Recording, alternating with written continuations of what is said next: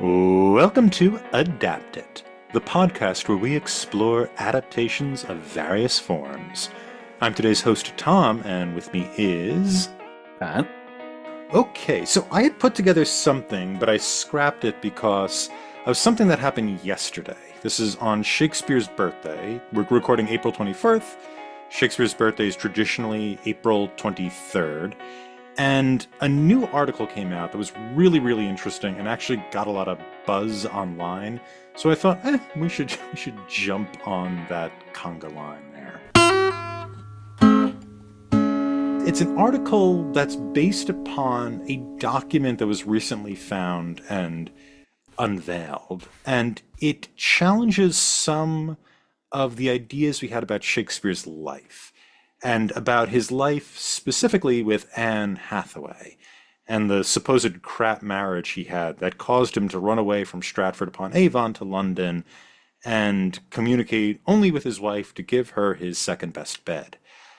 But recently, a scholar, Matthew Steggle, Steggle, he published an article that shows that Shakespeare not only lived in a previously unknown address on Trinity Lane, but apparently he lived in London with his wife. He didn't actually abandon her. It seems as if she was down there in London with him. And so what was discovered was something that was a book we've known about since the 1970s, but wasn't connected to Shakespeare until this year, really recently. And it's a book from the Hartford Cathedral Library, which is a book from 1608 by Johannes Piscator, which was an analysis of the Bible. It was like an analysis of different texts from the Bible or whatnot. And it was put together and bound by a Stratford native named Richard Field, who put the book together and published it. Field was not only a neighbor of Shakespeare, but he was also Shakespeare's first printer. So he printed some of the quartos. And it appears that Field took papers lying around from wherever and used it to bind the book. And looking through the binding of the book, we found a letter addressed to Shakespeare, but not Mr., but in fact Mrs. Shakespeare. And the letter mentions that someone named Mr. Butts,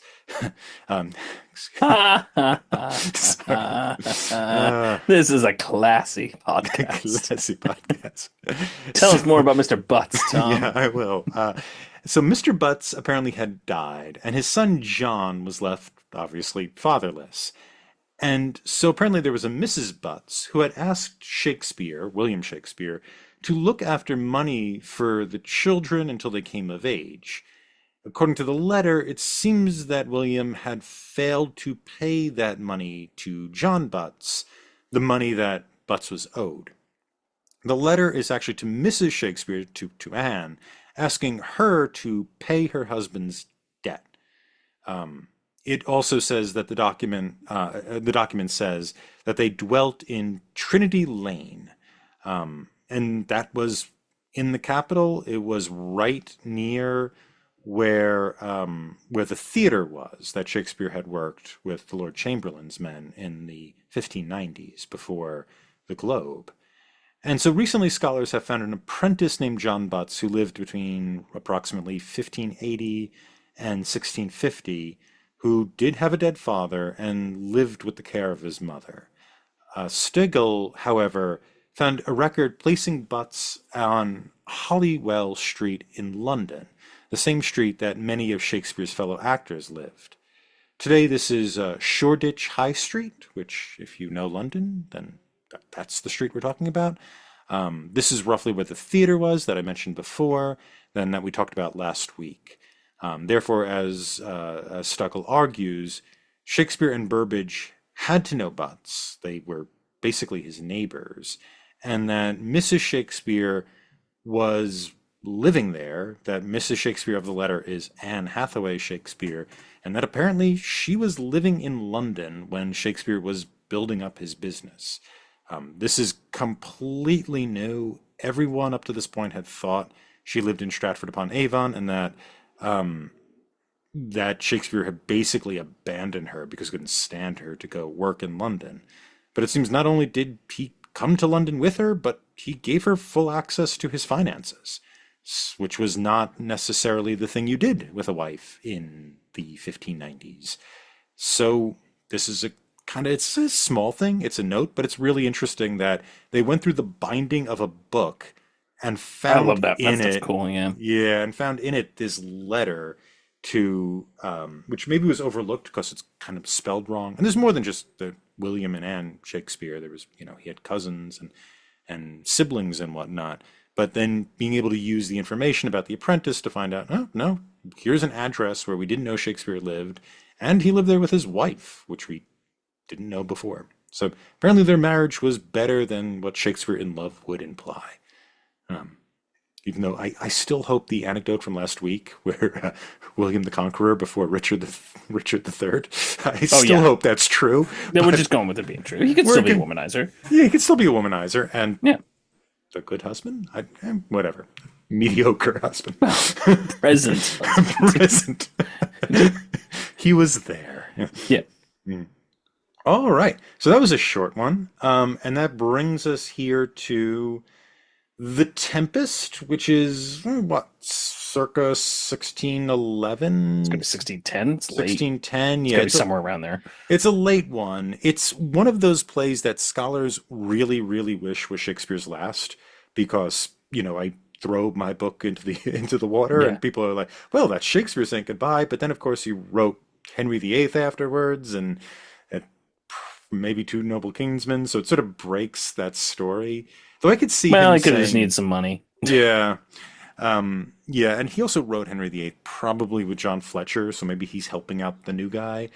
But there is this sort of idea with the Tempest of this is a farewell tour. This is him saying goodbye in the form of Prospero. It's also one of, no, not one of, Shakespeare's only unique plot. Every other plot he gets from a different source. We have no evidence he got this from anywhere else. And so this is Shakespeare's attempt to construct a plot. And it makes sense why he took plots from other places, because this play's plot is not dramatically compelling. I will say that. And it's such, and I think it's one of the reasons why it's such a weird play. The cast is unusual. It's just an unusual group of people. The the main character is odd. His relationships are odd, and then the dramatic tension is basically Pretty non-existent. gone Yeah. within minutes. It's, Like the most you get is when he's like, "I'm gonna make this guy carry wood for me," and then he's like, it's okay, man. Now you can marry my. You carried that wood for a couple hours, so something like, you can marry my daughter. You've proven you're a good dude. and even before that, he's excited about the Yeah, prospect. It's clear that Prospero is just putting on a kind of grouchy act in order to test Ferdinand. yeah, because you know what? If the price is too low for the thing you purchase, you won't respect it, or isn't that the line? Yeah, Something like that. something like And like, that. yeah, but you just made him wait 2 hours. Yeah, yeah, I do a meaningless task. So it didn't seem that hard, because then Miranda comes over and is like, "Do you want me to do that? I could do it. It would be easy." Yeah, yeah. It's And he's like, "Nah, that's fine." So not I carry this. I don't know why I'm doing this. Yeah, if he'd like, I don't know, made him go wrestle Caliban or came up with something a little more trying to accomplish. yeah, and then Or you also have instead of the just having a pageant in the middle of the play, which everyone just cuts, maybe you could have used that time to build the tension. yeah. I mean, part of the Instead of being pageant, like the Sugar Plum Fairy, like something like the pageant is weird, and we should talk about that too. The Act Four mask. It's usually one of the reasons why people think this play was initially written for the court of King James, because that is a performance style. You probably know this, Pat, but for our audience, in Act Four of this play, there's a mask, which is basically a sort of pageant where allegorical characters dressed in really fancy clothes walk on stage and recite poetry. And it's written by playwrights, but there's typically no dramatic tension. As far as I know, Shakespeare wrote none of them. Ben Jonson wrote a ton of them. That was his bread and butter. And they were very popular with aristocrats. Ben Jonson even wrote one in which the Queen of England starred in. So these things were really popular. And so people think, well, this play was written for James and his court who loved these things. And so they just put one in there to make the royals Appease happy. him, yeah. Yeah, it would also explain what nothing goddamn happens in this, in this play. I mean, if that's the thing they like, if that's their favorite part, is the little pageant with Ceres and Juno, yeah, maybe a lot of dramatic tension isn't what the audience was calling for. There's also the the real thread of the play is Caliban and Stefano and Trinculo, who are going to presumably rip up Prospero's book and kill him. The But I mean, that's never like chance no of their one sees that. Yeah, success no is one actually sees that as a real threat. less than 1%. It doesn't come off as a real threat at all. I mean, And it's so much not a threat that Prospero's literally like, "Oh, I forgot about that. I gotta go. I gotta go. Ah, shoot! I left the kettle on." it's, Like, it was oh, I literally that forgot was about his the reaction. He assassination literally, attempt on my yeah. life. Oh, right. I gotta go. I gotta go deal with that thing. Like, literally, that is a "I left the kettle on" moment. Like, it's Yeah. just this. Oh shoot! I go back and turn it off. Like, there's no sense There's that no this. sense this is going to work. And it's clearly there for comic actors to do comic things. Yeah. Like I do like, smells like horse piss. And they're walking around. Uh, then there's the other plot, which has the King of Naples, the Duke, his brother, and advisor, Which I who guess are there's a little bit. I mean, there's a little. Oh, sorry. Go ahead. go for it, go for it. Well, no, you describe the plot, and then I'll trash it. Uh, Oh, so basically they're there. They think Ferdinand, his son, the King of Naples, his son, Alonso, the King of Naples, his son is. They think he's dead, and they're wandering around the for some island. reason, they Yeah. survived. Why couldn't he Well, they survive? do say they saw him fall into the water, but yeah, you're right. They But they did too. why didn't? Yeah. Um, and it's interesting. I like the sort of magical premise of our clothes are cleaner and brighter than they've ever been. How did this happen? So it starts off kind of interesting, but there is a brief plot on the part of the wrongful Duke of Milan and his friend. No, I'm sorry, the brother of Alonso to kill Alonso so he can become King of Naples.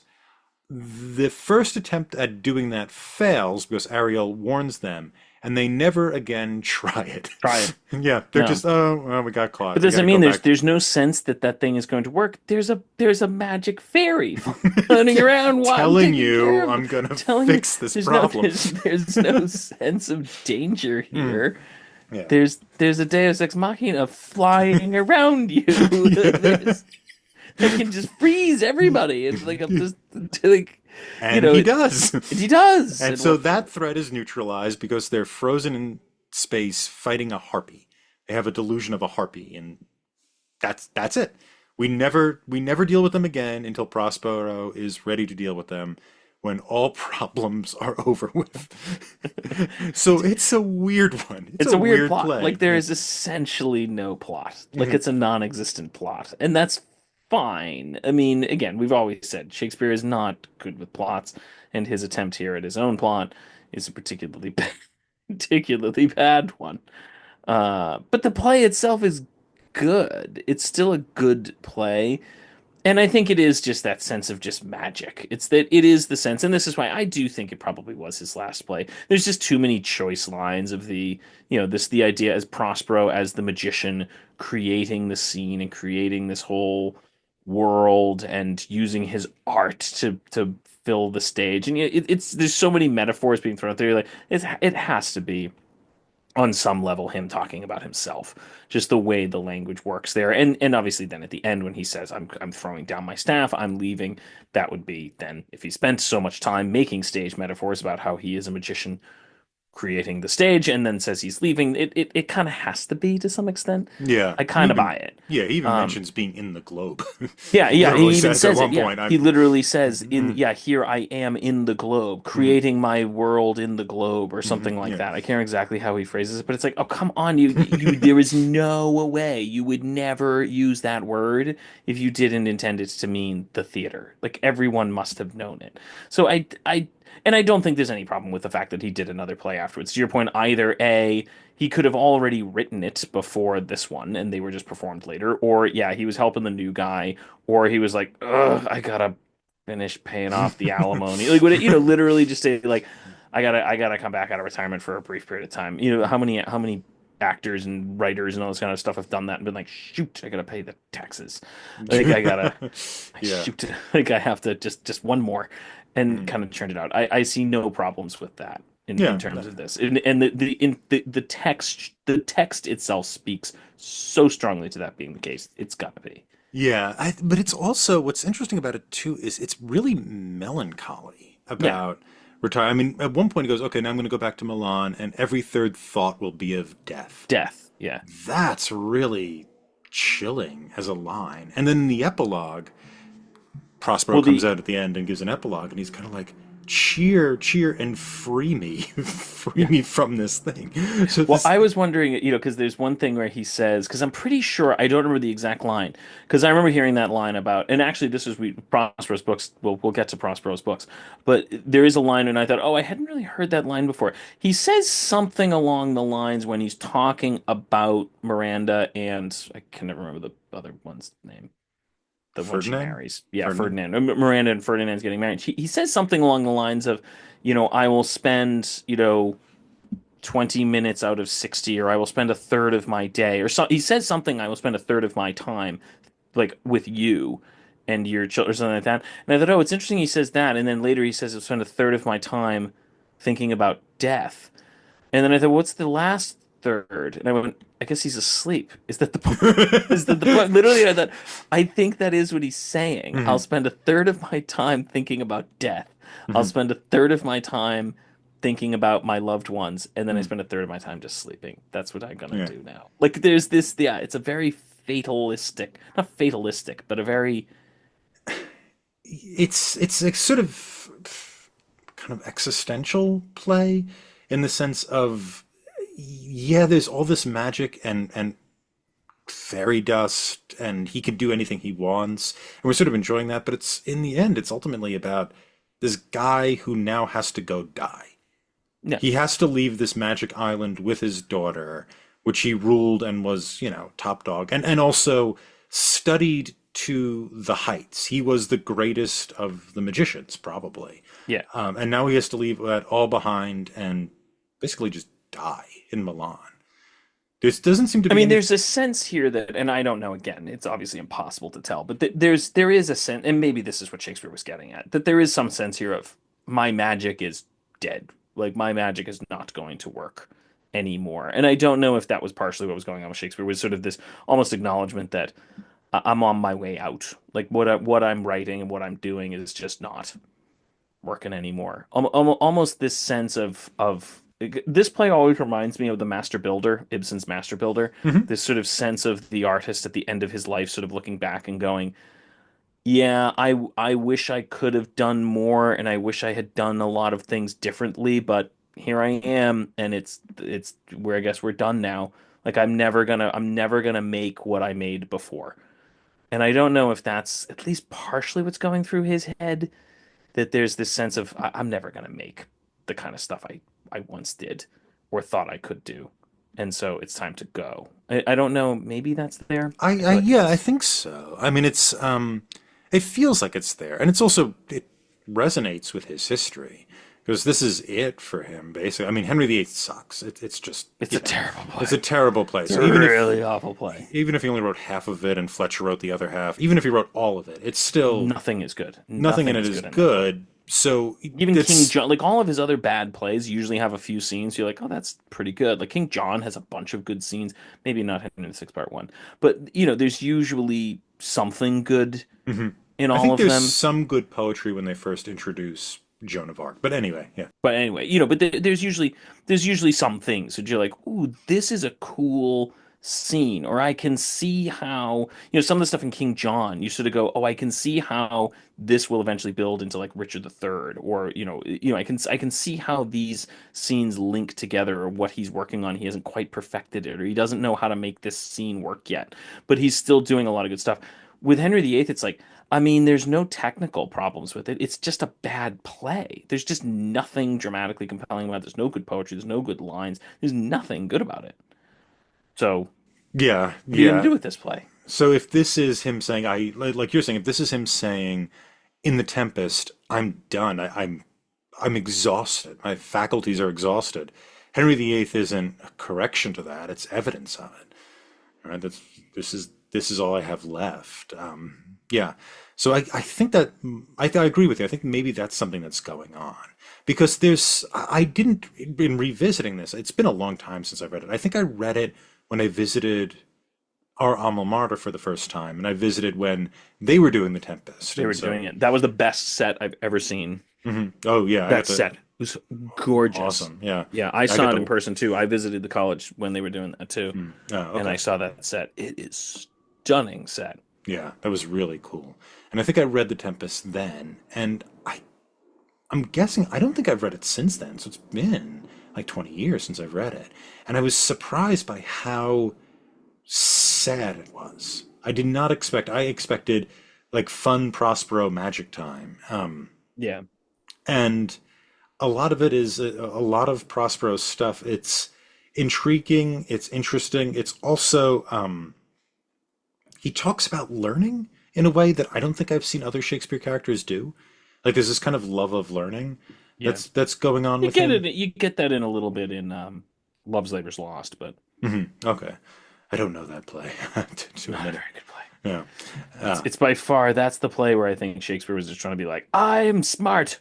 Look at Okay. me, big words, like long speeches, smart people talking. Like Uh, it's literally, but it's about a bunch of scholars who go with the king and they agree that they're going to lock themselves away. I think for 2 years and they will only read books. They're going to devote themselves entirely to learning. That's all they want to do. And so they're just going to lock themselves away. And of course, then like a bunch of women show up and they're like, "We have to see the women." And they've all promised that they won't see the women, so they're trying to hide that they're all going to see the women. And it's a just farcical romp. Where at one point they dress up as Russians and pretend to be a bunch of Russian circus people. It's weird one, but but it's not a very good play, and it's a lot. I didn't get, I don't think, 85% of the jokes because apparently it's all just wordplay and references to just songs and plays and puns and just all this stuff. Where you're like, I don't get it. Like I don't get any of these jokes. But it's very much about learning, and they love to talk about books and learning. So maybe a little bit in that, but not really in any other. yeah. Yeah, it's interesting because he was sort of thought of as Shakespeare as not very learned. Like that's the I sort of think that's joke. I think he's was trying to, and knowing that, and I remember you mentioned that before. I'm thinking Love's Labor's Lost was his attempt to be like, look how smart I am. Yeah, yeah. His little middle finger. Yeah. Um, Apparently, it has the longest word. I don't know what it is. It has the longest word of any Shakespeare mhm. play and the longest speech of any Shakespeare play. The longest monologue ever Oh, delivered. It's a discourse basically where the main character basically says, "We promise to pursue learning," essentially, mhm. and he uses that to then like step through a whole logical argument about why, therefore, they should abandon their vow because their vow wasn't good and go chase the women. That's essentially, so he spends his whole time doing a sort of discourse on that, but it's a very long speech. But I think it was his way of being like, I'm smart and screw you all. Yeah. Yeah, here it's a little more gentle, or it's not anxious. No, I don't think there's any. No, There's no anxiety here anymore. I guess towards the end of your career, you're just like, I did it. he I knows. did. He knows he's baller. Like I don't think there's any Yeah. question that Shakespeare Mhm. knows he's baller. Yeah. Yeah. But that was the big surprise for me was the kind of sadness, the kind of idea of I'm gonna have to go die now. Also, please free me from this, right? Like the island is a magical place. It's a place where you can make anything happen, but also you have to leave it. We have to Yeah, go home now. We have to take up our responsibilities. But it isn't just take up our responsibilities in that sort of way that like Peter Pan, right? It's not a Peter Pan story where no, it's like, sorry, you have to grow up now. This is childhood is over. It's just sort of, it's now you go home and you die. That's what it is. When you leave the magic place, it isn't growing up. You surrender yourself. It's a real, I really don't know what to do with it. Like, it's a really sad and kind of chilling vision. And since there's almost no dramatic tension or action in the play, it populates the mind a lot more, right? I mean, you think about that a lot more. I mean, it's probably Hamlet was the closest thing to that kind of effect of like, man, this guy cannot just stop talking or thinking about death. Lear's there too, but Lear also seems like he's kind of on the brink of insanity slash Yeah. insane all the time. So it's a little less chilling for me, I guess. But that was Well, Lear's also just rage. yeah, and Yeah, it's rage, yeah, insanity and rage. yeah. Prospero's And enraging. yeah, I mean there is a sense of that at the very end of Lear when it's like we'll go to prison and we'll just hang out and we'll Mm, just do nothing but sit in our prison cell and it's going to be gorgeous. Like that sort of has that sense of it. mhm, Um, but yeah, I don't think that's not what's going on here. Like there's no, just this is a more melancholy, mhm, yeah. more realistic. Mhm. Yeah, that's a good way to put it.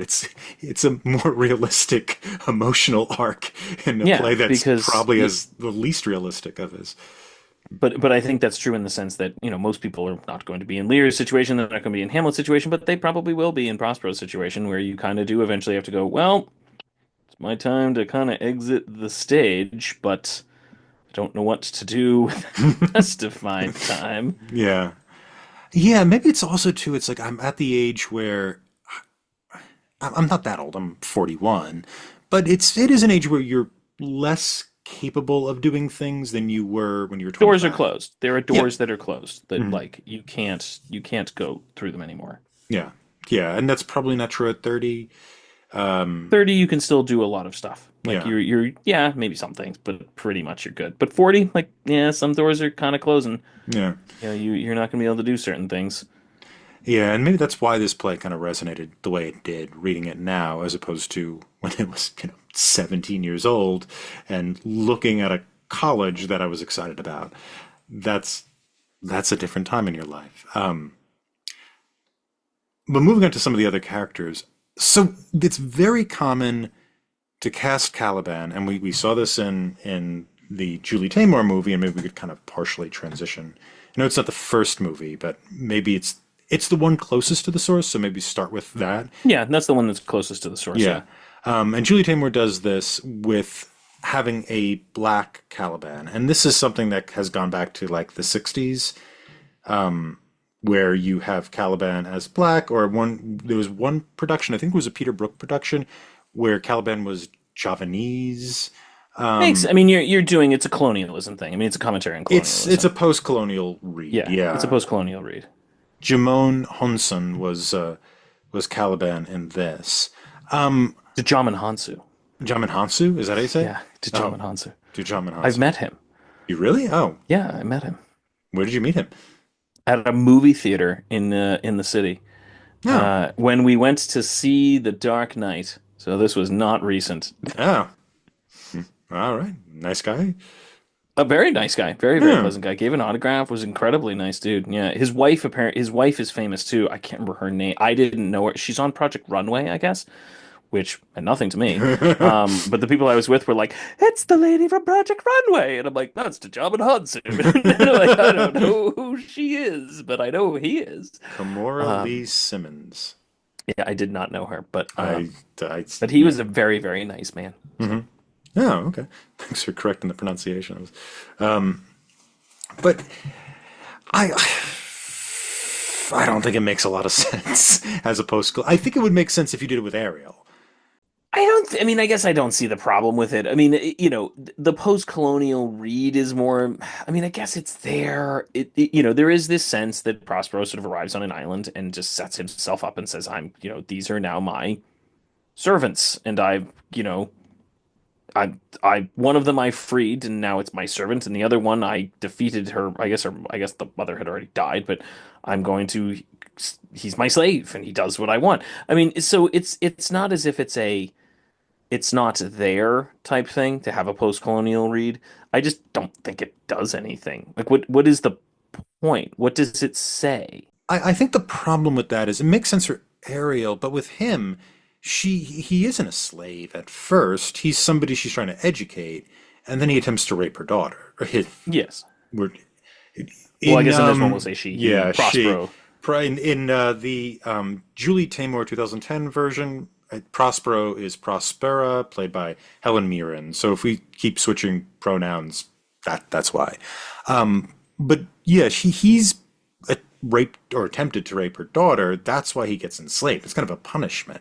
Up to that point, he's somebody he's like a student. And I guess Yeah. you can make the post-colonial criticism that would be somewhat consistent that this sort of European-centric education inspires frustration in people and causes them to rebel or attack. Yeah, I mean, you can make that argument. You can make a King Arthur's Court argument. There's lots of arguments you could make here that, essentially she's she is trying to make him subservient in some way, either as a student or as a, slave or as whatever. She does not treating him as an equal in any sense. And yes, that maybe that erupts into violence, and maybe that violence is justified. Like you could make a post-colonial argument here all you want. Like I don't I think you could easily justify Caliban doing what he does and her react, this kind of stuff. I just don't think it makes any sense. Like what is it? What's the point? What does it say? Well, it doesn't need to. If you're going to do something like that, I don't think it necessarily needs to say anything. It could just wave something in your face, right? Yeah, but I guess it's like it just feels like this is a lazy attempt to modernize it or make a comment without really thinking through what you're saying. But yeah, because I think it doesn't work, especially doesn't work with Julie Taymor's version. One thing is, I still think he seems to be deeply sexually interested in Yes. Oh, Miranda. he very much is. Yeah. And it's not pictured as I'm angry at Miranda's mother or father. It's I want her. Yeah. I want her because she's beautiful, as opposed to, so it seems to, there's a bit of a problem there if you're going to set it up as this is justifiable frustration, because it's not. I mean, the thing he becomes frustrated with is once he's enslaved, he then loses his island. You could say he lost his island before, and it's clear from the play that's his island. That's his Yeah. mother's island. It should be his island. Prospero has taken it from him. But I think the justifiable violence argument doesn't. It's not in the text. You'd have to edit the No, and text in a that's I certain guess my way. problem with the whole thing. That's I guess what I mean by it doesn't make sense. It's not that you couldn't justify it using post-colonial language. It's that it's not in the text. Everything I just said about it, she's trying to make him her student and trying to enforce this master slave dynamic on him. Like it's not in the text, but you could say it. You could just say that's what's going on because that's what Europeans do when they encounter colonial societies. This is what they do, and that's just what's there. So therefore it is there, even if it's not in the text. History teaches us that it's there. That would be the counter argument. But I just don't think it makes sense because it's not in the text. And I always think you gotta, if you're going to do those kind of reads, that's totally fine. I don't mind any of these reads. If you want to go and make a read about Julius Caesar and compare it to contemporary politics, that often works as long as it's in the text. But if you're going to sort of manipulate it and then do it, then the text. If you're, I always say, if you're fighting the text to get your point in there, your point isn't going to work. You have to work with the text, and this one fights the text. It's not in the text. Yeah, and I think it's more aggravated by his particular performance, which I The John found, Monsoons, yeah. yeah, yeah, which I found a little strange. I It's found everyone's performances for the most part very yeah. strange. I mean, Helen Mirren's fine, but Helen's Mirren most of the performances are just weird pretty. They're weird or bad or or boring. bad. There's just Yeah, nothing in this movie. yeah. Nothing is very good in this movie. His performance is he plays it like like even the way he drinks the wine. It's Yeah. like he's never held a he holds the bottle like my 4-year-old nephew holds a bottle. Like he has two hands around it, and he it looks fake the way he's doing it. He plays it like a infant or something like that. Yeah, I guess the idea is if you treat them like infants, then they behave like infants. I think Yeah. that's the idea going on here to some extent, But but at the same time, Tamor wants him to be noble. In the end, the last shot of him is him standing in her home, in Prospero's home, and then he looks upset and looks at her, and she looks back at him, and he kind of walks away. And I think Tamor wants him to have a bit of nobility there. I think that's how his exit is supposed to play, but it seems to have nothing to do with the way they've constructed the character up to that point. And so it just comes off as jarbled.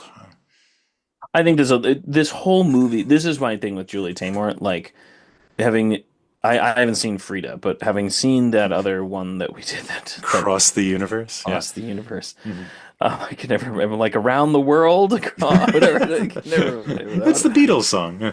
Yeah, but that's I'm like, what is the name of it? So like it's across, like around the world, across the universe, through the plane. What is it? Yeah. Preposition. Preposition and a large space. That's all I remember. It's a preposition and a large space, so I can never remember exactly what it is. Into But the void. That's what, yeah, any preposition, the large space. So yes, across the universe. I mean, that movie was a similar thing in that it had some really cool images. Like there were just some cool images and cool things. But as a movie, it was just made no sense. It had no sense of what it wanted to say or what it was doing. It was just totally garbled. And this thing is somewhat similar. Like there's some cool images, but it's totally garbled. And even some of it's just like comical in the sense that she makes a really cool image that's totally impractical. My favorite moment is when they have those that staircase. There's like a she lives in like a inverted pyramid almost. I don't even know how to describe it. And there's this staircase, which is these floating stairs that come down. And there's like a door up the top, this like little mini door, and this very, very, very long staircase coming down. And at one point, when Trincolo and Stefano have to come in and they're running down the stairs, they show like a long shot of them going down the stairs, but it's such a long staircase with no rail. I don't know if you noticed this. This is just what I was noticing during it, that it was just comical watching Alfred Molina try to go down these stairs like quickly and be like run because he's supposed to be running and he's kind of going, but he's going like ding ding ding ding ding ding ding ding ding, and you can just see he's like, I'm trying to run, but I can't get anywhere quickly because the stairs are so narrow. And I just thought it was really just a funny image. And there was just a number of things where it's just like, these images are cool, but that nothing's practical or it doesn't always make sense. And the quality of the images is never enough to justify the sort of boring performances or sort of lack of cohesive thought. The only performance I did kind of like Ariel. I yeah. kind of liked him. I thought he kind of gave especially when he's like saying like it's really sad. Like you should see how sad they are out there. And if I were human, like some of his stuff I thought was kind of fun. Yeah, Ben Whishaw, who's probably most famous for playing Q in the new James Bond movies. I saw him play John Proctor in the weirdest production of The Crucible that I think I've seen. The only reading I could get of the play is the witches are real in that production, which ruins everything. Because there's a lot of scenes where like They were right. I mean, the witch, like the woman will suddenly like float in the air or something like that. That happened a few times. Like, are they really? Are you saying they're really witches? But anyway, I regardless, mean, I guess that could. I mean, in some ways it works at least. I mean, I don't really like Arthur Miller very much, but I mean, there were communists, so the witch hunt maybe made. You know what I mean? Like yeah, maybe they. maybe Yeah, that's the we point. needed to kill some Maybe witches. we needed to kill someone. I don't think anybody would be making that case, but maybe we needed to kill someone Yeah. in order to catch the witches. They were communists. We needed to catch That's the only thing I can think. Yeah, I could not figure it out. He was very good in it, but it was a head scratcher. But Yeah, but I liked him. I just didn't like the rest. I really didn't like Trincolo. Is it not? yeah, Alpha Molina was fine. Trincolo, Russell Brand. Oh, I didn't like him. Yeah. Yeah, nobody seems to like him anymore. But I don't know who he is. oh, he's currently standing trial for multiple rape. Oh, Like, okay. Well, then, I mean, not to say good, but that performance is terrible. You still have to yeah, feel bad about being like, sorry. Yeah, you know what? But that performance is bad. it's really yeah. He is a like a stand-up comic. That's what he's known for. Ugh. And he was I think married to Katy Perry for a little while. But Oh, interesting. I mean, Alfred Molina's fine. mm, Like, there's performances are fine. Um, I yeah, there. But it's kind of the dramatic inertness of it. You feel. yeah, That's the problem with those characters. You can imagine with a good trio of comic actors, you would just have those scenes and have fun with them. yeah. Like that's it, because there's no That's what you're threat. supposed to do. Yeah, there's Yeah. no threat. There's no sense that these people they're in here to give the audience comedy. They're Well, this probably is why I think this is the problem with making post-colonial commentaries with Caliban is that that those scenes are supposed to be funny. Mhm. And they just so then it just comes across as really, again, as you say, jumbled. It's sort of like, well, are they drunk? Are they cross-dressing? Are they cologne? Like, what is going on here? What are they supposed to be doing? And there's just no real sense of what they are doing. Yeah. Because at some point The, he's supposed to be noble. At some point he's supposed to be like a drunk childish kind of yeah, person. Um, the thing that I realized from watching this one, and I've said this before, is, and this is true, I think, of a lot of Shakespeare. If you're gonna do Shakespeare, you have got to roll, and I mean like you pace. You got to move fast. If you start dwelling and you start slow, you can obviously slow down to some extent, but you gotta, we used to say you gotta surf the verse, like you gotta cruise. And if you stop to show me a very long shot of the sea or leaves or she does it a lot. mhm. There's just these long pauses. And as we said, this thing doesn't have enough dramatic tension anyway. And when you just stop to show me the surf, literally, Mhm. then it's just it doesn't work. You gotta cruise. You gotta move fast. Mhm.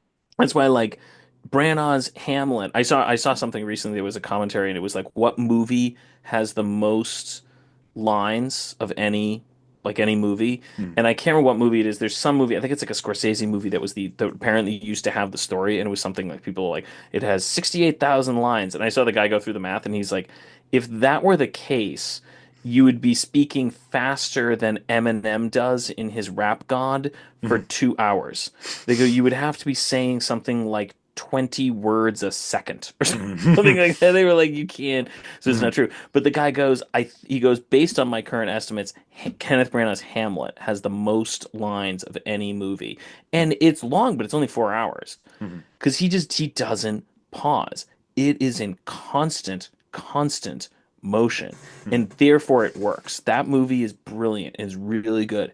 But and you do get pauses saying Much Ado About Nothing. They sing for a bit, and and there's just and the songs are fine. But then you move, you go Mhm. real fast, and you can't. This thing just seems to be self-indulgent. Once you start pausing for long periods in any Shakespeare movie, it's death, death to a Shakespeare. It's not good with the verse. And they Well, no, have this verse is destroyed. it's destroyed. Yeah, and you have the benefit of having somebody like Helen Mirren, who is one of the great female actors, is that you have somebody who has presumably very good verse skills. Was And we've she? seen She was in her. Our Much Ado, right? She, She was in Much Ado, wasn't she? No, no, not she Much was Ado. in Midsummer. Midsummer. She was in She was in Midsummer. Yeah, and she's Midsummer. Yeah, good. She's good. she's a good actress, and you could imagine, 40 years later, yeah, 50 years later, 50 years. yeah, she would be even better. She would just be really good with the verse. And you would think the reason why you would put her in the role isn't to make some comment about women in power or something. It's because you want to see Helen Mirren do that Yeah, role. and I would have loved to Specifically have seen Helen Helen Mirren. Mirren really just do that role, and she didn't. She didn't get a chance to. And No, when she goes, she's fine, fine. but it's not they're just cut it to hell because Julie Taymor Julie is Taymor wanted more to watch The Rain. Yeah, Shown to Watch the Rain, or you have these kind of like glam rock things that are going on, which it's not terrible, but it's just it takes up a lot of time, and what's sacrificed for that is a lot Because of it's the a short verse. movie. It's only like an hour 40 minutes, I think, Yeah, right? It was a short it's like movie hour 40, for 45, something all like the pauses in it. that. She just, yeah, the thing just gets diced all to hell. Yeah. Yeah, and so you don't get the beauty of the verse No, at it's gone. all. Yeah. You get the key lines, right? Like the Brave New World line. They make sure to Yeah, have that.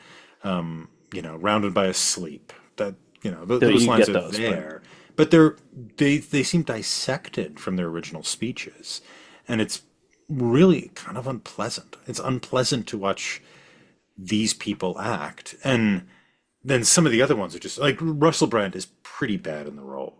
Alfred Molina's fine. Chris he's Cooper fine. isn't great in it, but he doesn't have that much to do. No, it's fine. Felicity Jones as Miranda is fine. Fine. I actually kind of liked her too. I thought Yeah, she I was pretty good. liked her too. I don't think Oh, she was on the stage. Ferdinand was it? What? What was that? That was What was terrible. that? It was a terrible Yeah. performance. Reeve Carney, I've never It was think I've seen that. awful. Yeah, he seemed like bored to be there. Yeah, it And was he was like it was like he was in making another minimal effort. movie. Yeah. Yeah, I don't know what he was in. Mhm. Yeah, I think it was the worst of the performances. I'll take Russell Brand over that. I Um, don't know. I really didn't like Russell Brand. He really annoyed me. He was just shrieky. mhm. I'd rather just have boring than shrieky. I guess that's fair. It's good marriage advice also. But but I mean, yeah, it was just there was a lot of there was the one dude who was in the production of Twelfth Night that we saw. He's a good actor, but what's his name? He's the one who oh, plays the evil dude in L.A. Confidential, the porn guy in L.A. Confidential. the porn What's his guy name? in LA. He's the one who plays the King of Naples. Plays the King of Naples, Oh, right? he's in LA Confidential? I forget. Yeah, isn't he he's the evil David dude. He's the porn. He's the guy who's selling porn. David Stratham. Yeah, he's. I'm pretty sure he is. He's the Oh, is evil he? guy. Yeah, he's the evil guy. Oh, okay. Um, Um, yeah, he's good night and good luck guy. Yeah, he's I haven't seen fine. that. Yeah, he was. Again, he's fine. Does handles the verse, I but mean, those the thing is, all those roles are so boring. yeah, they're not Those whole interesting. all those parts are really dull. Yeah, There's they nothing spend going on. most of the play hypnotized. Yeah, That's how interesting they are. The play proceeds with these characters completely hypnotized, and it's fine. It doesn't. and I guess that's the biggest problem is, as we said, this play sort of has a sense of longing and loss and just melancholy that just wasn't there. And that's what makes this play great is the sense of longing and loss and just sort of sadness of all the time that they've lost stuck on this island, and all the things that Prospero will lose when he leaves. And that's why you kind of watch it is for not atmosphere maybe, but whatever and that's what you're watching it for. And this just had none of it, just none of it. Bad movie. Speaking of bad movies, And to underscore it, just before we leave, on a budget of 20 million, do you know what the box office was? 20 million? What did they spend that money on? I shoes, I think. I don't. There's nothing there. It's Yeah, just okay. Anyway, 4 million. 346,000. 346,000. Whoa, that's bad. That's a bad day. They just gave up, clearly. The Yeah, studio saw that and did not want to put any didn't time into push it. that. Yeah. Ooh, yeah, that's a Yeah, loss, it's a but bad movie. that's a bad movie. But let's move on Let's move to on to. Peter Greenaway's Prospero's book. 1991. I found the best way to watch this. Do you know what the best way to watch this What's the is? best way to watch this? On 2 times speed on YouTube. Oh. Because at least it only took an hour of my life.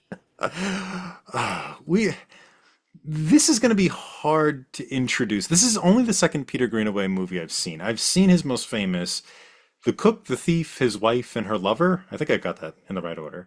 And this movie looks a lot like that movie. They have a very similar aesthetic.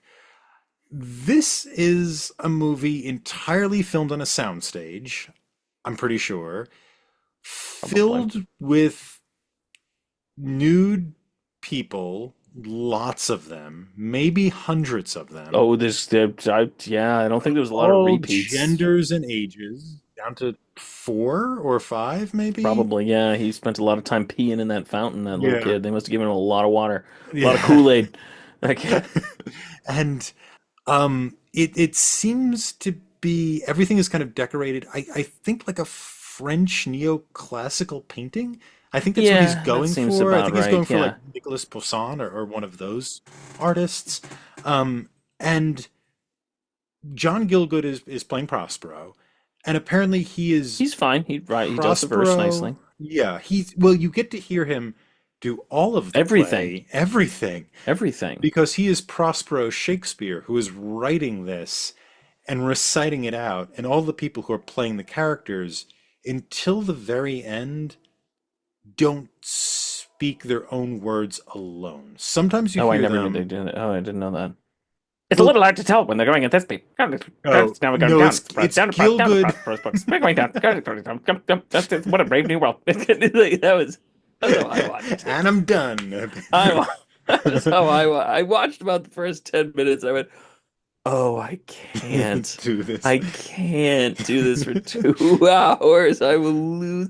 I was holding my infant daughter, and I just went, oh man, I don't even have anywhere I could go, and I still don't. I can't even move, and I don't want to watch this. Uh, yeah, it was but anyway, so he's writing the play The Tempest, and whenever anybody says lines, you hear him saying them with them until the end when he throws away his staff and then the actors actually Oh, take on the I didn't pick roles. up on that, Yeah, I but mean if it's in double speed, yeah, I can imagine you wouldn't be able to it hear was really great. It the was great. voices. So that's the conceit. Along with that, there are also, I think, 24 books of Prospero's books that are highlighted and given a brief description. So throughout the movie will stop, show you a book on anatomy or on Book number 7, taste. Anatomy. This book Yeah, contains all of the organs.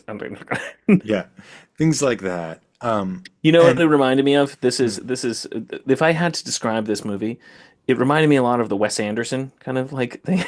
Like, doesn't it have a like the book the introductions have a Wes Anderson feel to them of yeah. the this sort of like we're just gonna stop and show you like a diorama Mhm. of a thing of a thing. Like it had that. Oh, okay. So it was basically like David Lynch and Wes Anderson said, "We're gonna make a movie together." And this is the thing that came out of it. Yeah, it's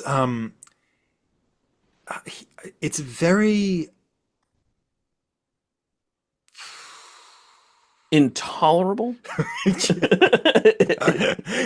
it's right. asinine, He's not trying to entertain you. I think which right is away, fine. which is fine. That it doesn't have to be entertaining.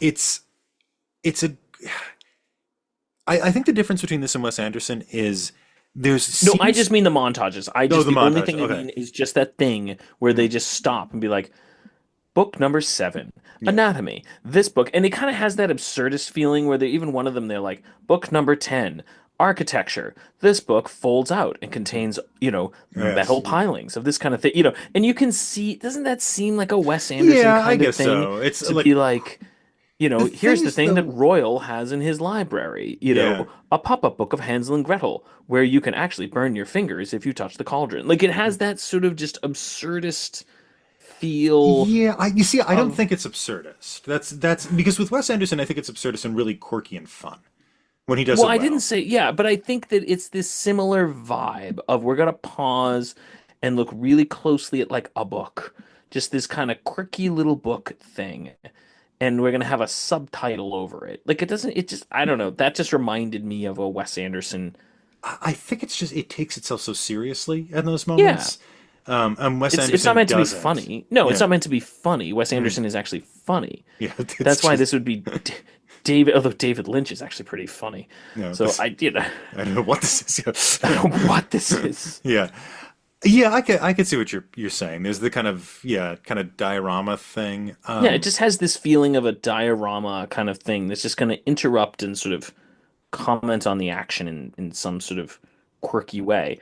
But Wes Anderson has a sense of humor, whereas these things are like, we're going to show you a woman in childbirth. And you're Oh, like, oh, thank you for that. a lot of blood. A lot of blood and just like, and then we're gonna show you a toad. Just like, okay. It is some of the most crowded shots I think Shots I've I've ever ever seen. seen. It's just, first of all, the space doesn't seem to be very big. He's clearly doing it indoors. He wants you to know he's A on soundstage, a yeah. soundstage. It almost reminded me a little bit of Thornton Wilder in the sense of I'm going to point to the fact that I'm on a stage. But unlike Wilder, he then fills up the stage with as many nude dancers as possible, as well as just Just crap. objects. Yeah, there's just, and it's he's clearly looking for like these kind of like neoclassical, like there's columns, there's grapes. It has that kind of like idyllic Bacchus feel to it. I think that's what he's going for. But there's just so much, and so every shot is like this that after a while it feels like you're being overwhelmed. And then when you think you can't be overwhelmed anymore, he has a scene appear in the middle of the scene that's going on to show you more intricate little detailed stuff. Almost as if, I'm sorry, this one scene just, it doesn't have enough garbage in it for you to look at. So I'm going to have another scene in a little box in the center of this scene showing you some more stuff. It's almost like what he wanted it to be was what James Joyce said about Ulysses, which was the I'm going to keep all the PhD students busy for Yeah, for yeah, yeah. generations because they're going to spend all the time trying to figure out what I did and all the puzzles I put in here. It's like he wanted to do that, but he's a moron. And so instead, what he did was put a whole pile of crap on the screen and think that people would think it was smart, whereas Ulysses is smart. It took Joyce 12 years to write it, however many years Yeah, a he while. spent on it. And Joyce is a genius. Joyce is one of the smartest individuals that clearly has ever lived, and the amount of knowledge and just things that he knew. And so, knowing even I don't claim to get it, I probably got 5% of the jokes in there, and it's still funny. And yeah, if I was a lot smarter, I could get maybe 40% of them. And even then, you could still spend forever going through it. I think it's almost like that's what he wanted this to be. He wanted everyone to go through and be like, what did the frog on the pedestal mean there? And why was the nude boy peeing inside of the fountain here, but inside of a punch bowl here? Like it's like that's what he wanted people to think, but he didn't actually put any thought into any of it. He just put a whole bunch of random crap on stage and wanted you to make links between it all. Yeah, yeah, I think that that's true for a lot of the imagery. He does have a thought going on. He's thinking the thing he's doing What is is it? I think what he's trying to do is it's Prospero is Shakespeare Yeah, and no, I he's got that. writing Yeah. the Tempest, and so he is creating this world around him. That's what he's doing, Yeah, I mean, I got and it's that. the books, Prospero's books of the title are the books, those are the books that are, those descriptions are in a different actor's voice. It's the only time we hear somebody who isn't assisted by Gilgood until he throws away his staff. And so there's this sort of idea of Shakespeare Prospero is a collection of this kind of tradition that kind of goes from Montaigne of this kind of learning. And out of this learning, out of all this learning, this is everything. This is like the great explosion of one of the great minds. And it can It's a become, stupid idea. yeah, I don't know. I think, yeah, I mean, you then could what's say all it's, this other crap? I don't know. Like this, what was I everything know, I'm not saying it else? goes very deep. I'm saying like the kind of staginess of it. I don't know. I think it's just supposed to be like a fun festival for the eyes, but it's so assaultive. That's the thing. It feels, even though they're not doing anything I guess they're naked, but they're not doing anything kind of sexual or inappropriate. No, it's I not mean, titillating. no, it isn't at all. It seems much more statuesque than Yeah. anything. Which if Um, they just, I mean, maybe if he just, I mean, I still say one of the hardest courses that I took in college was the avant-garde acting class that I took. mm, That thing was incredibly difficult. Making like good, and that was essentially making things like this. Honestly, we might have been assigned to watch this during that class. mhm, It would not have surprised me if I was assigned because we actually did do one of the weeks in that avant-garde class was doing avant-garde Shakespeare, mhm. and we had to take a Shakespeare monologue and do something sort of do an avant-garde performance with it. I did the monologue from Clarence where he talks about drowning in the sea, and Mhm. I did it hanging upside down by my knees from a ladder while someone above me stood there pouring with a watering can pouring water Mhm. on me while Mhm. someone else stuffed grapes in my mouth. It Mhm. was a but it was like that was the Mhm. kind of thing we're doing as Mhm. like undergraduates. And so, that was the performance. And so I'm pretty sure we had to watch this for that. But the idea was like, I get it. It's really difficult to do this stuff. But so if he had just like even just made, even if it had been almost like La Jetée, where they had just like, I'm gonna put an image on the screen and it's gonna be all this stuff and you're just going to see it. And Prospero is going to do the monologues or do these things, and it's going to be a static image or maybe a slowly moving image or something where it was a feast. Your eye just wanders and you just kind of stare at things. That's what I mean. It doesn't have to be entertaining. Like I would actually kind of enjoy that. And it's almost like an I Spy with Shakespeare over it and just weird imagery that sort of comments on it, I kind of would have gone, yeah, this is cool. Like this is a neat thing to watch. This movie seems to confuse obscurity and quantity with quality. It was just like if I just put enough weird stuff on the stage, someone will think that I'm doing something clever. I think one of the problems, I agree with that. I think the problem too is that your still frame La Jetée version of this movie would solve is that when you see like really great French neoclassical art, very often it's enormous and kind of overwhelming and it's Yeah, just stuff with stuff. But you can then look at it. You can stop and look around and see the things and let your yeah, eye wander. There's so many things that are on tracking shots here, where you just yeah, move from one image to the other image to the other. You can't keep up with everything. yeah. So I don't even know if he's going for signification with everything. I think No, I he's don't think just it is. But going I guess for like he wants to make these beautiful neoclassical images, but he's making so many of them that you can't keep up. You as an audience member, you cannot keep up with what you're looking at. And so after a while, you're just kind of bored, right? yeah. Like you just want to leave the exhibit. Can we go to a different exhibit now? I'm done with the French neoclassicalists. And maybe it's just I don't find Nicolas Poussin that interesting to look at. So maybe it's part of a personal taste thing too. No, I don't think. But it's hard to keep up with this movie. And so after a while, you stop. Yeah, And another problem with it too is he's interested in the verse, and God bless John Gielgud, who does a good job in good job. this. And it's always he was such a great actor. It's better to have more documents of him doing Shakespeare than fewer. So if this is what we get, he did The Tempest, I think, for 5 major productions in his life. He was a big, like he said, Prospero was the role of his lifetime. That's what he aspired to. So we get some of it. So there you go. But I think part of the problem of Are we now having, at the point where we're just going to be waiting for Branagh to do it? Just be like, I don't know why he hasn't. I mean, he, well, I mean, maybe as I say, I go, your career has hit its lull when everyone's just waiting for you to be old enough to portray Lear. yeah, But apparently he he's did did Lear and it that was a already. disaster. Yeah. So I guess now we just have to wait. Just have to He wait just, for him to do he needs Prospero. to be older. He's only like 65. And No, he that's looks why that was why good. Lear was stupid. Well, because he's clearly had a lot of work done, and Lear clearly shouldn't have work done. Yeah. There shouldn't have, and Because he's just like healthy. Branagh just seems like a yeah, Lear fairly seems like perfect. Yeah, strapping Brennan seems guy. perfectly fine. Yeah. You kind of need like that's why the not Heston, the Olivier. Olivier Lear is brilliant because he looks old, and it's Mm, really fun to see his age. mm. So I don't know, maybe Branagh will do. Yeah. Prospero next. That's what Yeah. just now he's maybe We'll he wait learned till his he's lesson. 80 and he'll Yeah. he could do Lear then.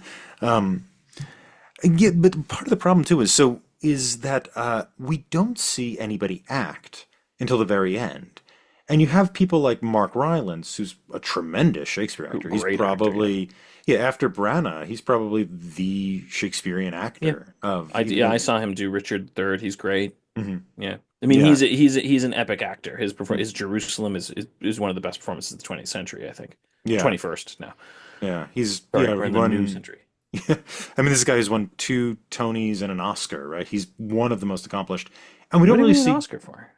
the Spielberg movie. I think it's Oh, called A Bridge of Bridge of Spies, Bridge of Spies. Spies, Bridge of Spies. Yeah, yeah, yeah, Yeah.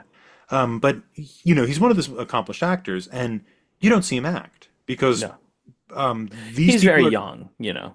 He's very young, but I mean, that doesn't mean it's still, bad, they but had to know who they had, right? If they had him you would audition think or so. Yeah, do anything, yeah. and they're just not interested in their other actors. They're just interested. He's not interested in acting, I think. Period. Period. I think He's he's making just pictures. he's making pictures, and so having John Gielgud recite things while these people stand in tableau, which is what they do. They stand in a I'm tableau. not laughing at your No, no, description. I'm no. I laughing know. at It's the. yeah. Yeah. It's they stand in tableau because and he just recites their lines for them, and then they point at each other like they're like they're saying the lines. I mean, there It is some very good avant-garde art out there, and this thing is yeah not there. yeah yeah yeah. Uh, it's it's yeah. It's a picture. Yeah. I I think we should move on to my joy of the week. oh, this was fun. Forbidden Planet, That's starring. a joy, a flat out joy. It's really fun, but there's actually some like really interesting things they did.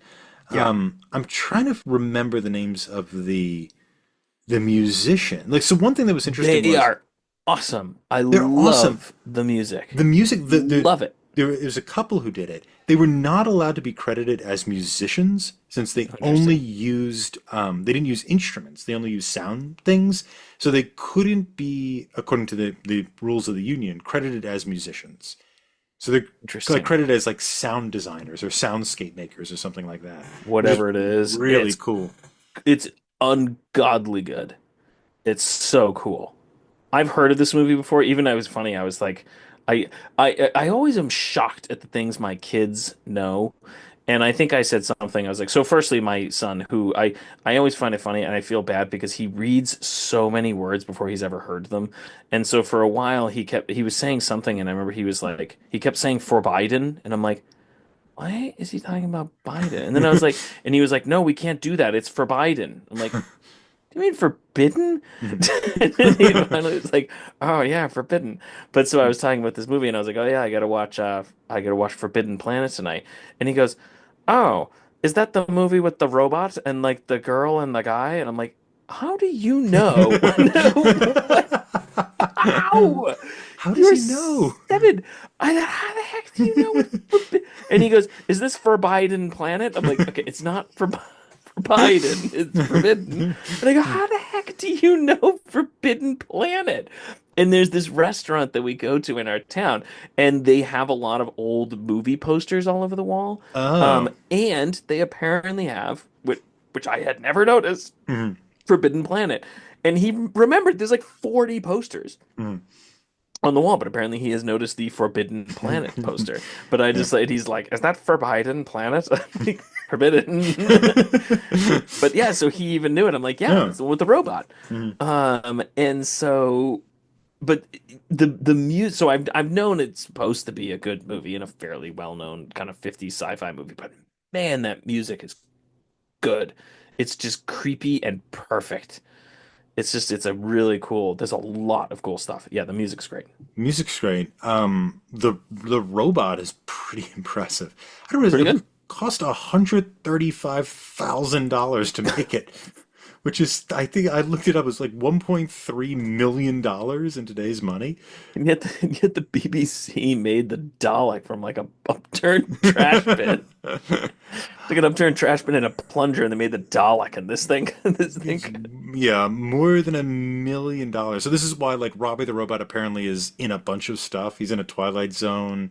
He's in Lost in Space because they're like, well, we spent all this money on this thing. Money. We are gonna We're gonna put it reuse that. in other places. But Can you yeah, imagine if that's like they still do that with movies now? I mean, $1 million for a movie would just be like, finish it and throw it out. Like, can you mm. imagine if they were just like, well, we got to reuse all of Spielberg's animatronics.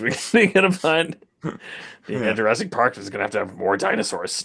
Well, There's a they lot of did other it with movies. Antony and Cleopatra, right? They That's reused true. Ben They Hur. did with it. Yeah, that would be funny if you did if they had to reuse If you just were the dinosaurs. reusing just Mm. expensive props, you're like, Yeah. Yeah. But yeah, so but Robbie the Robot's great. Robbie He Road's great. looks pretty darn good for Hmm. like a 50s sci-fi movie. Yeah.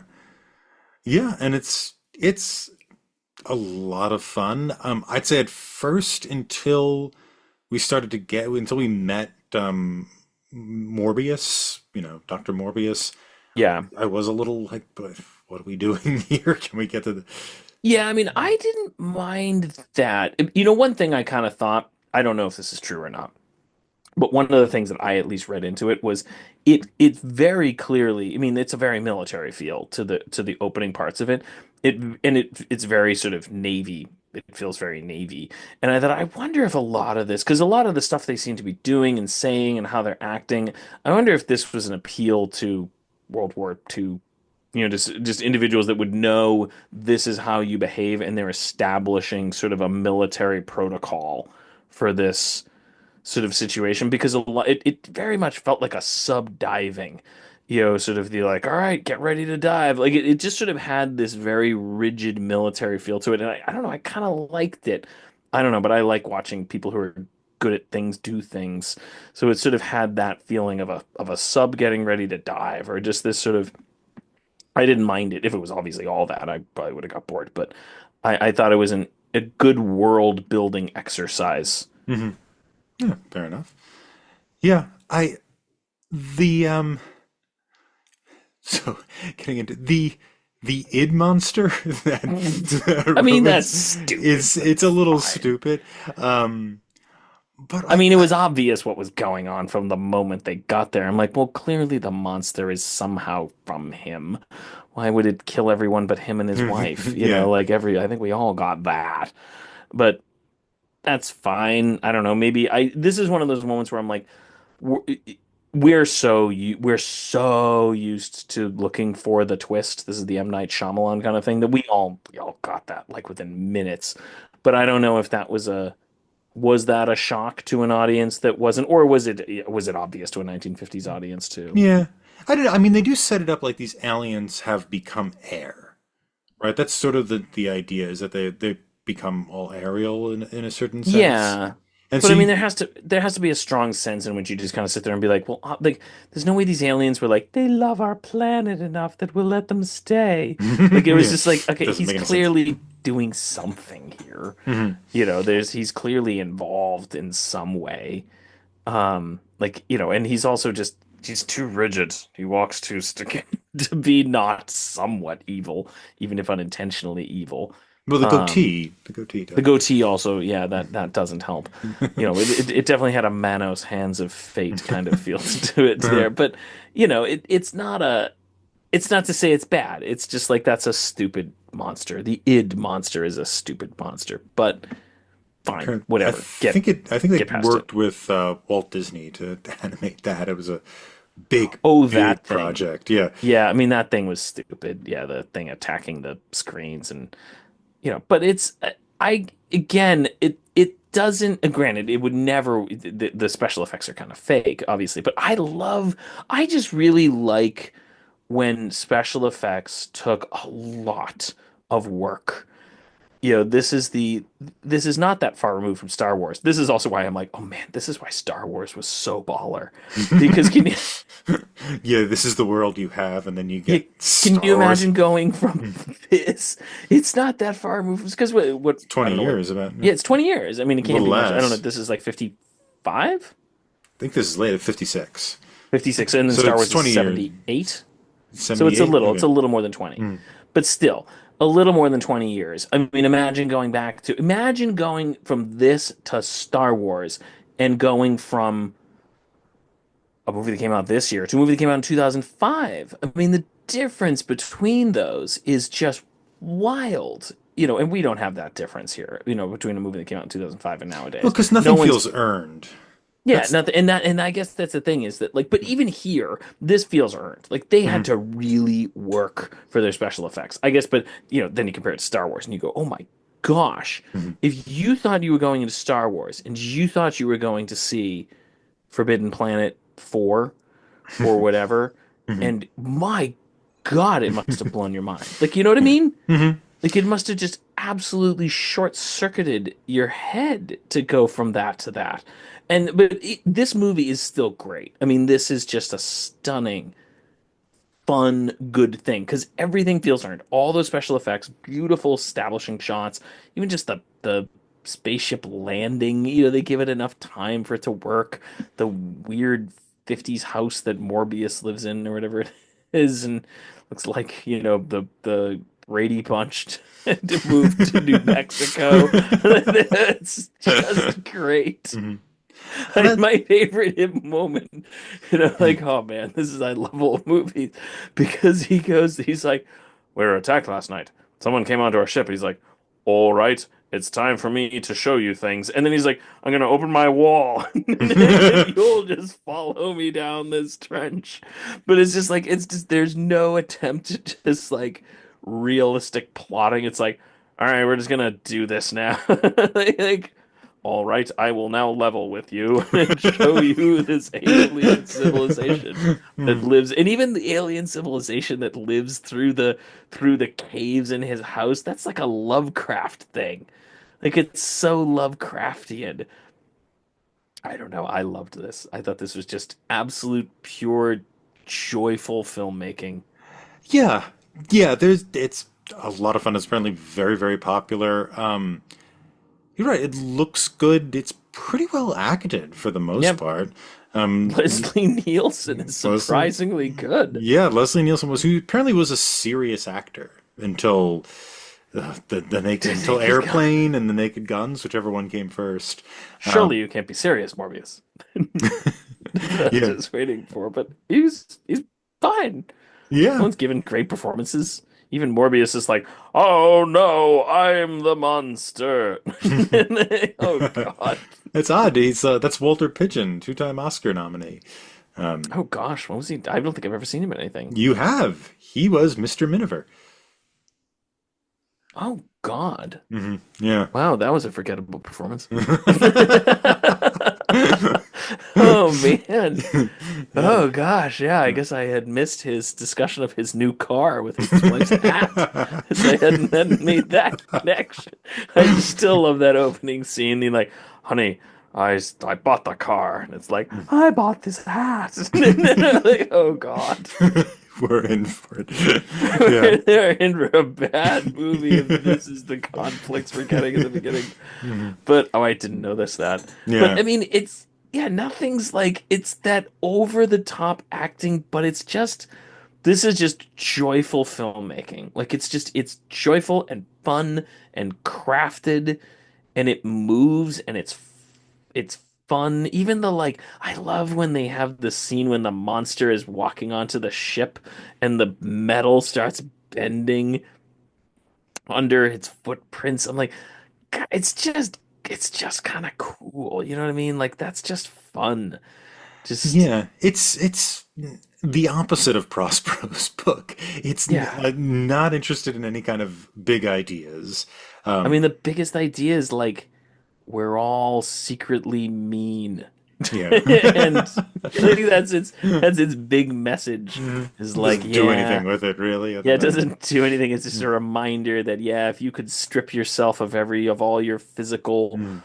body and you could be only your mind, you still would be a douche. That's its message. That Disney animated douchebag. That's the Yeah, yeah, yeah. Like that's what you're gonna be. And it's like, yeah, that's fine.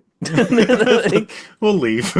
Nietzsche, it's Nietzsche for Nietzsche for nothing. There's just this like, yeah, yeah, it's cool. Let's just move on. Let's keep going. Let's keep Yeah. going. I loved it. Just absolute joy. This is why I like those movies. I don't watch old sci-fi. I don't think I've ever seen much sci-fi. Not a sci-fi person, but kind of makes me want to go watch a whole bunch of sci-fi. Like the B ones. I think this is probably of like those kind of B-roll things, one of the better ones. I And think it is, but now I just want to see more. more I just want to see the. I want to compare see them. some bad ones to compare. Yeah, you got to see bad stuff. I always say if all you eat is filet, you don't appreciate life. You got to go to McDonald's. Yeah, because And this is a $2 million movie, so I don't know yeah, how B it is. It even is.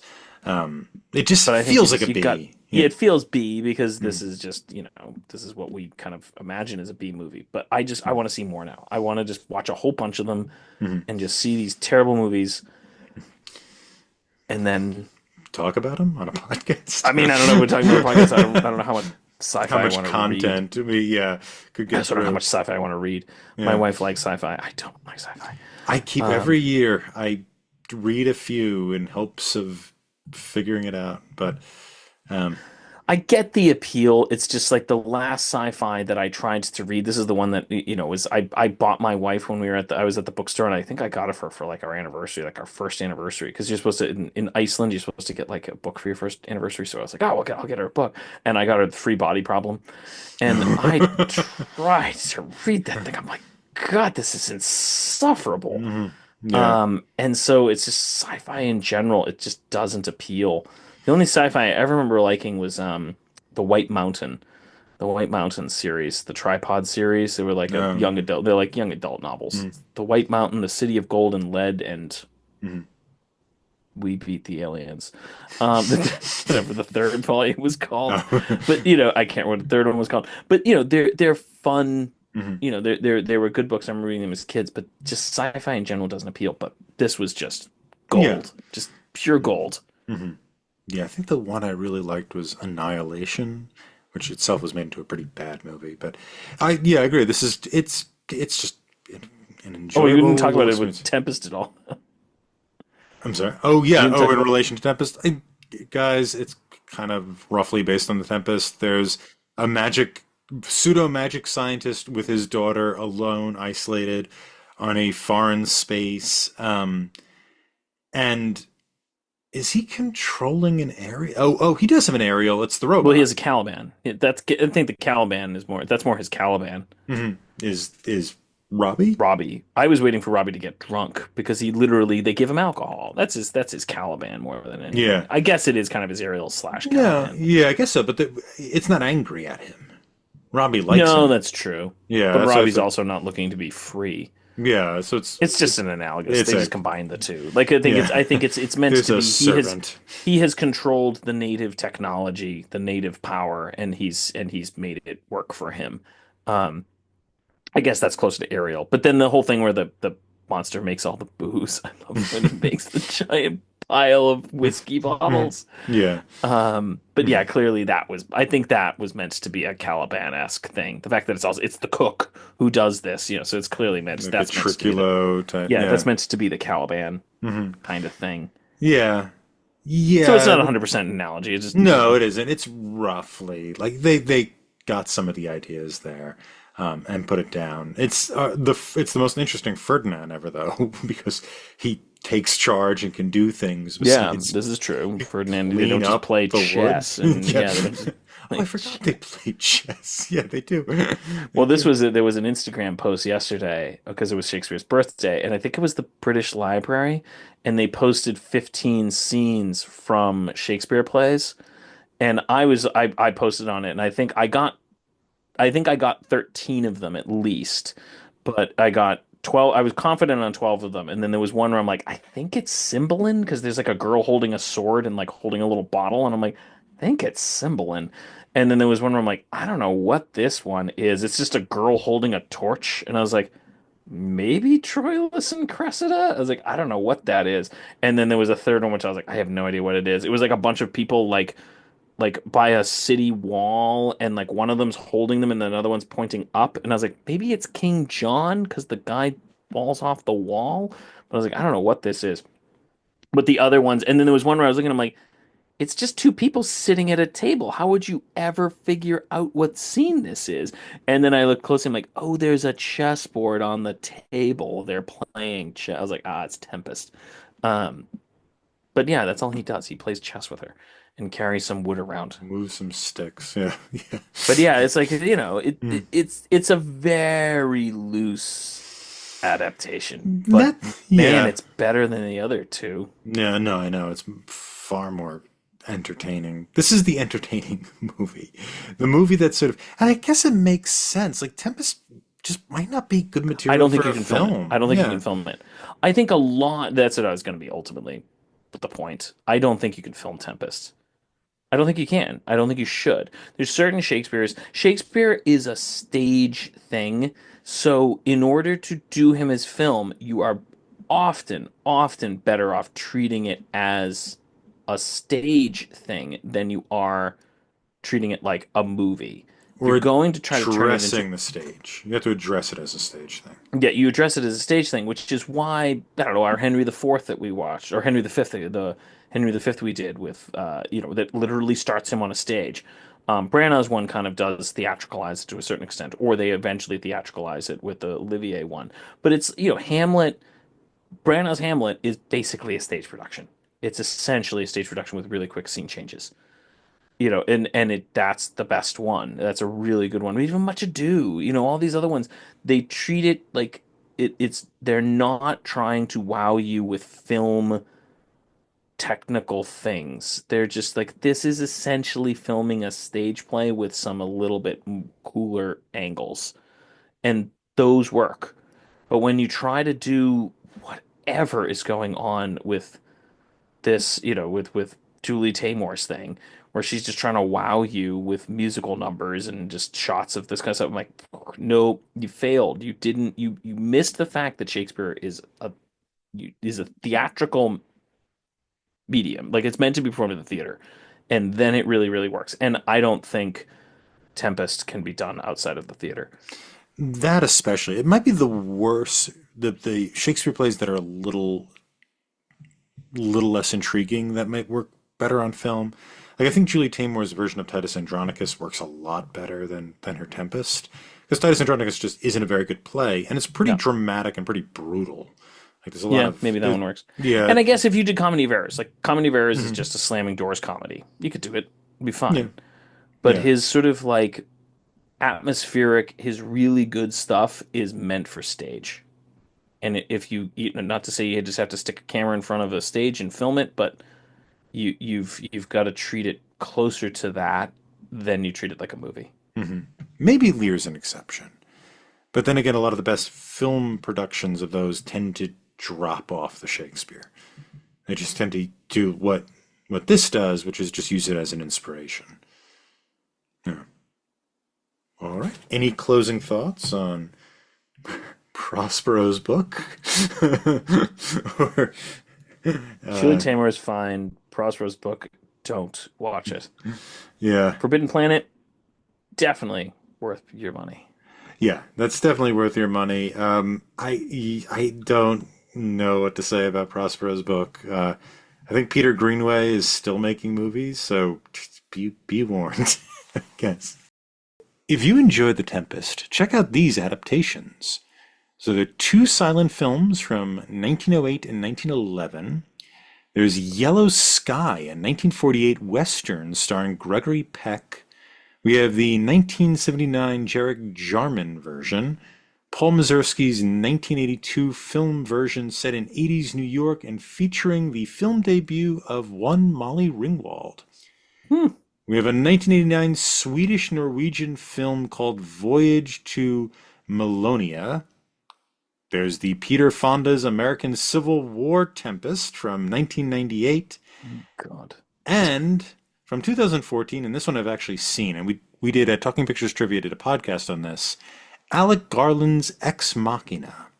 You can rate and review this show anywhere fine podcasts are available.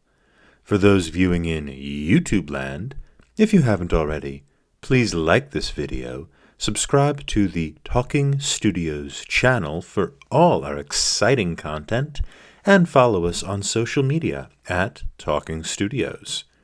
Check out other shows by Talking Studios, including Talking Pictures Trivia, where we explore movies through trivia, Keep Making Movies, where we explore micro-budget films, Limited Lexicon, where we play through text-based adventure games, and Get the Point, where we slowly reveal a movie poster and try to guess which movie poster it is. Got a question for us? Call the Talking Studios hotline at 201-467-8679 and leave a message. It may be featured on a future episode. And if you haven't already, please subscribe to Adapt It, wherever fine podcasts are found. Join us next time when we wrap up this season and discuss Shakespeare's greatest play of all time, Timon of Athens. Timon of Athens. Timon of Athens. Scholars are more or less agreed this is the top of his craft. Oh, yeah. We'll talk about that play in excruciating detail and then maybe have a few comments about what we've accomplished this season, if anything We at all. accomplished nothing. We never do. We wasted people's time. Oh, audience. We will see you next time for Timon of Athens. Wow, Talking Studios. Next week, we'll be discussing Timon of Athens. Pat, if you could play one role in this play, what would it be? Now, we should be clear that this is one of those plays that we both have been in. Yes, and in the same You have production. been in it how many times? I've been in it How many times have you been in twice. it? Yes, I think I've been in it twice. I'm not joking. I think you literally are one of the few people on this planet who has That been in Timon of Athens twice. More than once, yeah. But we were in it together, audience, Yes. back in college, with a professor who we really, really loved. And it was actually, despite the quality of this play, pretty good production, I think. Yeah, I think that actually was a good production, especially having now seen. Well, we'll talk about it next week. We'll get there, yes. We'll get there, but yeah, I mean, it's a rough play. Like we'll talk about it, but it's a rough play. I think if I were to ask for any role, I probably would ask for Apomantis. In part because when we did it in college, they had a woman play the role of Apomantis, and she was really good. She was really good, and I liked her performance a lot. So I think I could have fun with that. So that's what I would play. I'd like to play Apomantis. What about you? I think that is a good role for you. I think now I would play Alcibiades. Yeah. Or Alcibiades, however we want to pronounce it. Alcibiades. Alcibiades. We pronounced it Alcibiades in our Alcibiades, production because a former roommate of ours played that role. I think that would be fine for me. I think a kind of general type, blah, blah, blah. Yeah, that would be probably the role I would end up getting. Would I like it? Probably not. But, but there you go. Apomantis is a lot more fun. Apomantis is more fun. I mean, Timon is fun. He's got some great monologues. I think he's in the top 5, I think, in terms of Shakespeare number of lines for a Shakespeare character. So he's certainly got a lot to say. He says a lot of things that you'll have to. Oh God, I have one of the productions I was in, Which I saw. which Pat saw. God, yeah, it's a few years out of purgatory.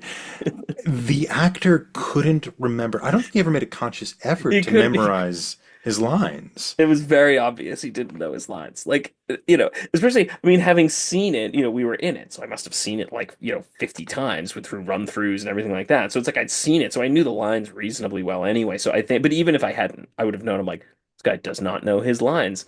And, it was an off Broadway production, but it's still in New York City. Like it was this guy just didn't know his lines. Yeah, it was, and he would do things where he would start a speech that required somebody else to be on stage, and the person would be backstage and go, "Oh crap," and run on stage to answer the speech, and then he would go back after the guy ran on stage when he is not yet supposed to have entered, and he's just like, "What am I supposed to do now? You brought me out on stage, and then you went to a scene in which I'm not in."